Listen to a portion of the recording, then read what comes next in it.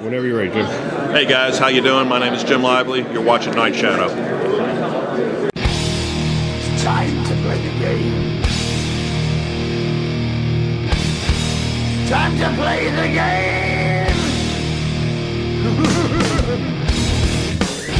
All right, we're here day 2 at Paintball Extravaganza. As you can see, there's nobody here. That's when we were granted an exclusive interview just before everybody got in here with one of the creators of Paintball.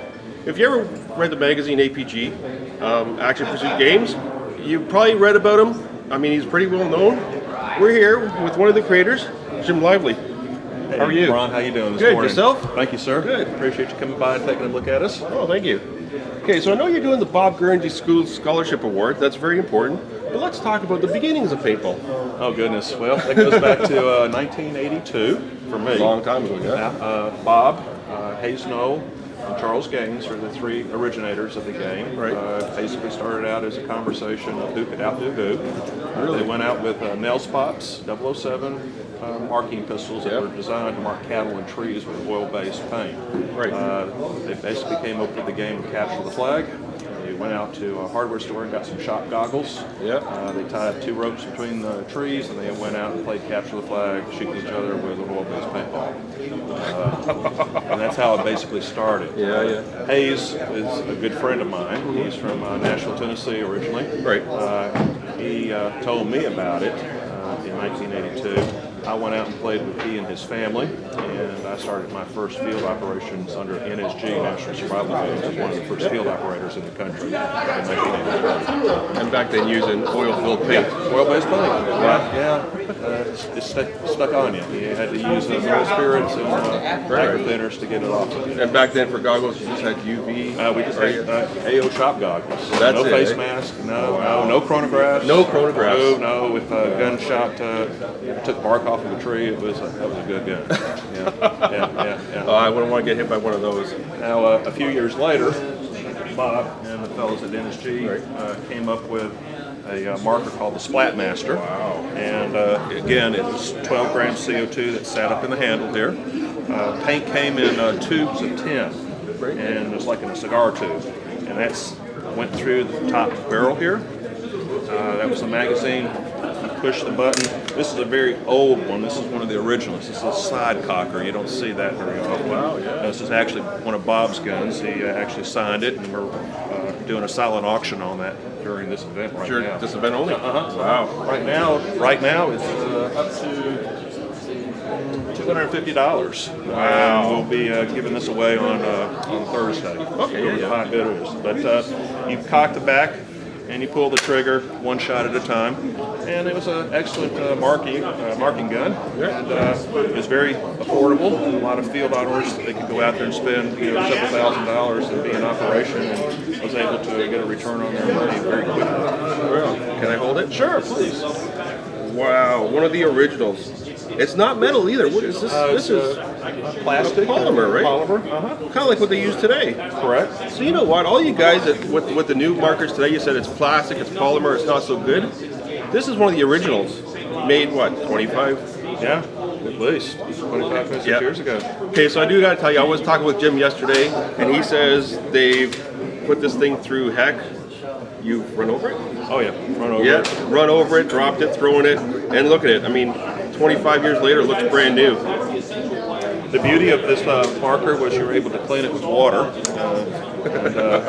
Sometimes you had to take it apart to take out any kind of mud or trash that got built up in there after rental abuse. But no, it's an excellent marker still to this day. It works great. Works great. I got shivers just holding this thing. Yeah. Well, that was one of Bob's originals. Actually, Bob used that gun for a while. Really? He used this himself? Yeah, exactly. Wow, that's nice. Yeah. So what kind of changes have you seen in paintball in the last 30 years? I know we can be here another probably 3 hours, right? Well, of course, it all started as a cottage industry. We started in the kitchen. Right. I started my business in the garage, and we had field operations. Then we eventually got a pro shop, and we created a few more fields around the country, and a few more, and a few more. And back when NSG was still the company, we were definitely forging ahead globally. Right. promoting the game. So I was doing some research last night. You had something to do with the crony too, didn't you? Yeah. Of course, when we got to the point of actually having competition and there's other companies coming on board with markers, we felt there was a need for some safety because people were getting bruised and beat up and bloodied up pretty bad. Yeah, right. Plus, we were concerned about the goggles themselves withstanding an impact. Right. So. So we found I went to a SHOT Show, Shooting Hunting Outdoor Trade Show. It's the largest show in the hunting industry, and found chronographs. Okay. They're actually being used for reloads of ammunition and for bow and arrows and things of that nature. Okay. And there was a company out of Canada, Cronies, Shooting Cronies, a very portable little unit that worked off of a 9-volt battery, and I was able to work a deal with them to be the exclusive distributor. Really? And we brought those into this industry to start using as a safety function for all markers. And at tournaments, we use those to get everybody under 300 feet per second. That was the speed limit, and it still is today. And to create a safety issue with that. Canada's 280. Okay. A little bit less than Canada. That's probably it. And actually, 280 is a very good it's still good speed. To me, everything is real nice and even at that speed, personally. So, based on what we just talked about, without you and your friends, the great sport as we know it probably wouldn't exist. Well, that's up for debate. Someone might have come up with it. One of the creators. Well, again, it might have come down the pike eventually, but we were fortunate enough to be on the dirt floor to come up with this idea. And, we expanded on it. And as you can see, it's an industry globally. Absolutely. And I was fortunate enough to pretty much introduce it to a lot of the parts of the planet. So how does that make you feel, coming from there to something like this here? Humble and proud, seeing your child grow up. So yeah, it's quite interesting. I'm still involved with it, not in a job per se. I'm volunteering my services to promoting youth for education. Hoping that the industry as a whole would support this whole program. It's only non-profit this industry has to support itself. Exactly, that's right. I formed it through an IRS 501c3, which is a public charity. It's the only thing in existence for our industry to support itself. So it's fulfilling and rewarding for me to be able to do that in a positive way. Yeah, exactly. Okay, so based on, you guys started playing Woodsball. And that's what I play. I play Woodsball all the time too. It's gone off to a different way called speedball. Correct. And you get the Woodsball player and the speedball player, and they kind of clash. Well, what do you think of the two mainstreams that it's gone off to? Again, everyone's got their way of playing. It's all good. It's all good. I was in the woods. I'm old and slow now, so I better stay in the woods because there's more trees than bunkers. I played slower, bigger. I'm a bunker now. But no, I enjoy it all. The speedball.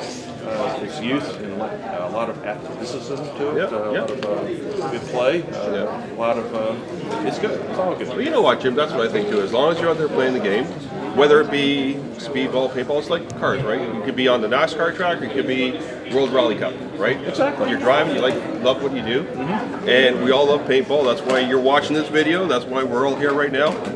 I noticed in the background here, you got some on the Bob Gurnsey Scholarship Awards. What's that all about? Well, Bob Gurnsey Scholarship Awards is a nonprofit. It's a charitable organization. This is the second year. We're offering 9 different scholarships this year, $10,000 total, 2 $2,500 scholarships. They're sponsored by Tittman and Vulcan. They're the national sponsors for those 2 awards. You said $25,000. $2,500 each. $2,500, okay. And then we're offering 3 $1,000 scholarships. And then we're offering 4 $500 scholarships. Wow, that's good. And these are seniors in high school wishing to attend a 4-year, 2-year community college, or even a trade school. You have to have a 3-point grade average. You have to be a paintball player. Their field owners need to write a letter of recommendation showing that Johnny is a good player, he's a positive role model. And the field owners do that? Yes. And then they have to write an essay for 250 words or less on one of these 2 subjects. How has paintball been a positive influence on my life, or how would this scholarship help me in my career goals? This is submitted to us by March 30th. I have a selection committee made up of industry people. We review this. We go through their application, their grade point So they average. have a month to go. Correct. Oh yeah. Yeah, and then we make a call. Get on it. Then we make a call on May 1st, and then we issue those awards to the school in which they're planning on attending. Okay. So is that Canada and the U.S. or Correct. just the U.S.? No, Canada and the Canada US. and the U.S. So for all my Canadian subscribers out there, my Canadian viewers, you can get in on this too. $2,500, $1,000, and $500. Two $2,500. Two $2,500. Three $1,000. Yeah. Four $500. Wow. Yeah, $10,000 total. Yeah. That's awesome. And I noticed this has been going on for 2 years? This is our second year. Second year, right? And what? And do they need anything from their teachers or? Well, they have to have a letter from the guidance counselor or teachers. Okay. They have to have a letter of recommendation from the field owner, like I said, and then the third letter has to be from a non-parental person, such as a youth minister or a scout leader or a sporting coach of some sort. We need 3 letters of recommendation. Right. They can go to our website, paintballscholarships.com. Paintballscholarships.com. I'll put all the information below there. Yeah, and go to the site, go to applications, download it, get mom and dad to help you fill this out. Go to your school, your guidance counselor will be more than happy to help you with it, and submit it, and we'll take a look at what you got. Good. I know you got a lot of sponsors here on the thing at the back. If average Joe wants to help you out, well, could they do it? Or? Oh, sure. I get a lot of calls from just players, that they thoroughly enjoy the sport.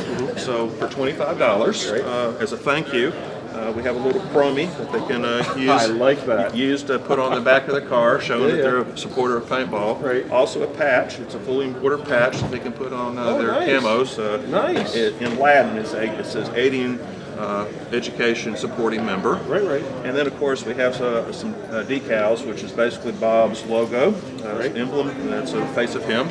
And that can be put on their hopper or their tank. And you get that for $25? $25 donation, correct. Really? Wow. Then, of course, fields can do fundraisers, do anything they'd like to during the course of the year. We can offer them a little love by putting their name and their logo on our banner and on our website. And for the bigger manufacturers, distributors, they can bring it up. So how would people donate to you? Through the website? Yeah, go to the website. Yeah. It says supporters. Download it. Write us a check. Do whatever you like to, and send it in to us. That's nice too. I mean, you help create the sport. Now you're giving back to the sport. Oh yeah, it's paying forward. That's nice. I like that. But it's all volunteers. All of us that are involved with this program, we volunteer our time. All the monies go to the charity. So it's not like other charities where they take, you give this much money, they take that much. No. Wow. Yeah, Outside of maybe some printing that I do for supporting the fields and stores. Outside of that, all of my expenses are paid out of my pocket, no one else's. So all the monies are. You don't hear that too often. No. This is part of love, back to the sport. Yeah. All right. So the Bob Gurnsey Scholarship Award. Go on the website. If you want to apply for it, you can apply for it. Please, if you can, donate to it. It's a great cause from a great man who started the sport. I mean, you can't get he starts the sport, he gives back to the sport as much as he can. Thank you very much, Jim. Thank you so much. I appreciate your time. Thank you. Have a good show. Thank you so much. Thank you.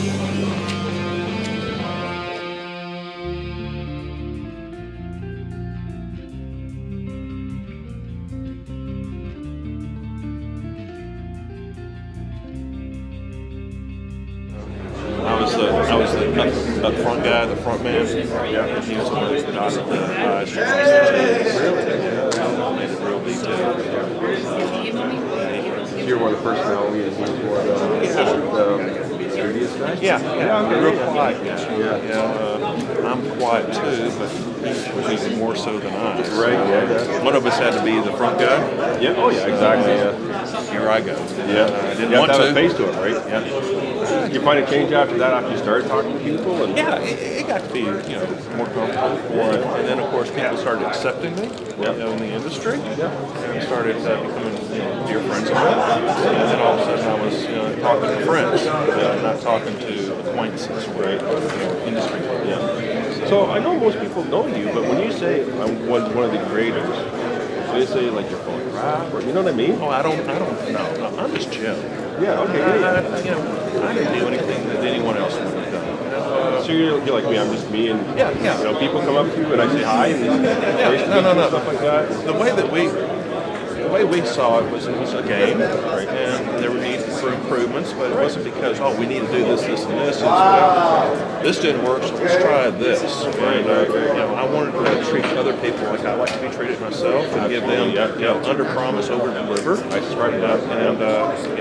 we were dealing with people that we were introducing to the sport, we were birthday parties and corporate outings, and we were just a venue for them to play something different. So these were customers that we took care of, and we wanted them to go back and have a good experience. So we treat them as family, and they wanted to have some help in what they were doing. Some of these people had never held a pistol in their life. Yeah, exactly.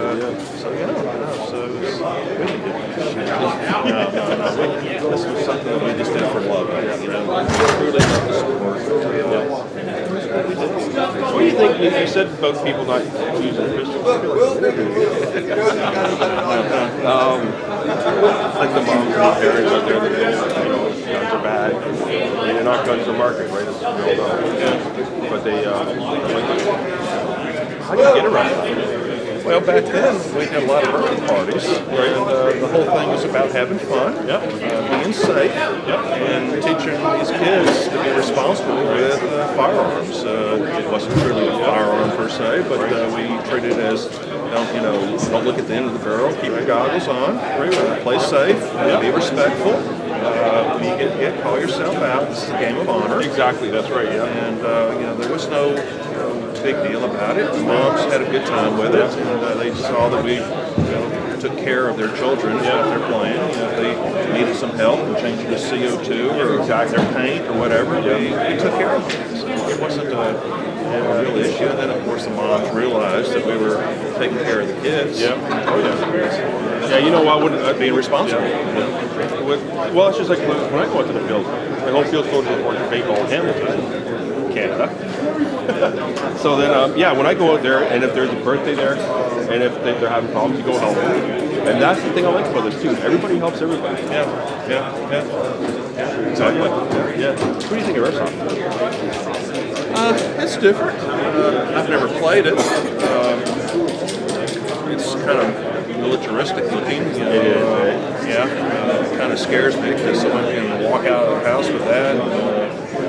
To me, it's almost like, oh shit, is that a real thing, or is it? You know why it's funny you said that? Because I had an airsoft gun, an AK-47, real weight. I mean, this thing looked real. My wife didn't want it in the house. I said, Ron, take that out of the house. And so yeah, they do look. I think it's real almost.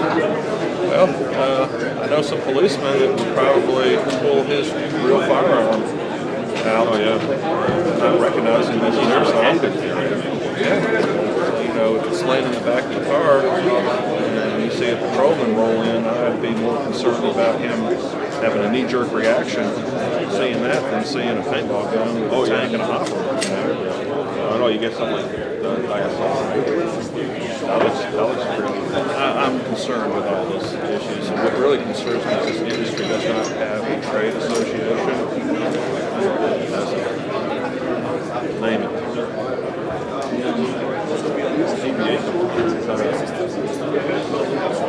A true trade association. Wow. A governing body. So there's no governing body at all. So it's not like baseball and things like that. I thought I always thought there's been many attempts of trying to making it happen. It's, again, this industry is too fragmented, in my opinion.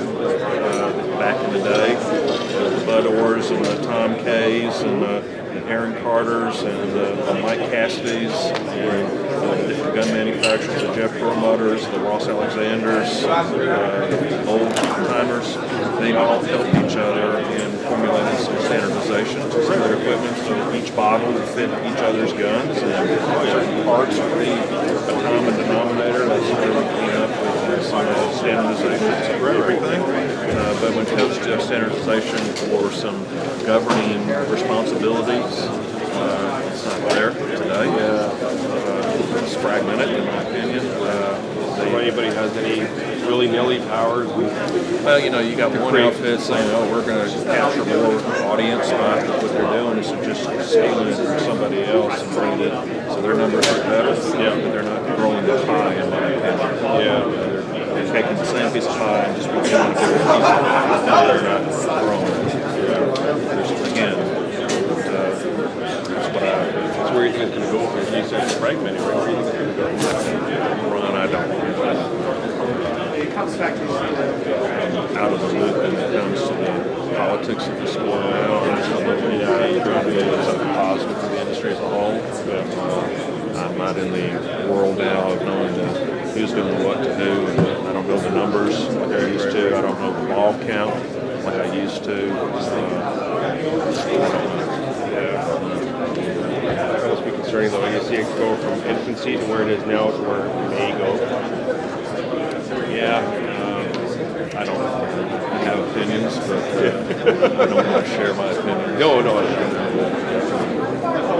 Time for other times. Yeah, I think for other times. That's a few Jack Daniels. Well, hey, next time I'm in Tennessee. Yeah, you like Jack? You like bourbons?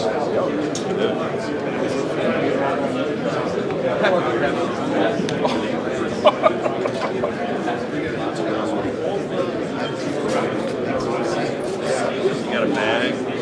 I do.